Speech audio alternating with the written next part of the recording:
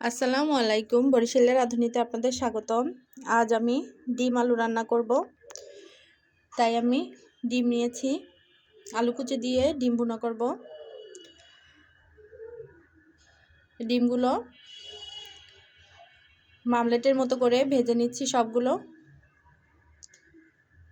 এভাবে করে সবগুলো ডিম আমি ভেজে নেব।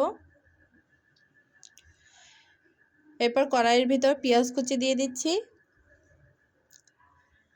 তেলের ভিতরে নেড়েচেড়ে বাদামি কালার করে ভেজে নেব। ভাজা হয়ে গেলে পানি দিয়ে দিচ্ছি।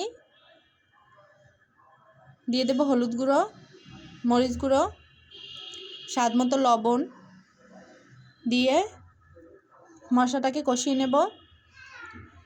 এরপর দিয়ে দিচ্ছি 1 চা চামচের মতো রসুন বাটা। কষানো হয়ে গেলে কুচি করে রাখা আলুগুলো দিয়ে দেব। মশলার ভিতরে আলুগুলো কষিয়ে নেব। এরপর পানি দিয়ে দেব সেদ্ধ হওয়ার জন্য। পানিটা ফুটে আসলে এক এক করে ডিমগুলো দিয়ে দেব।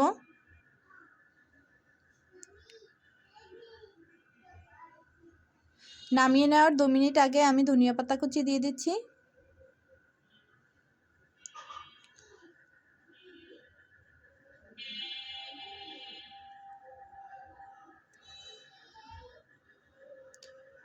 এই যে হয়ে গেছে ডিম।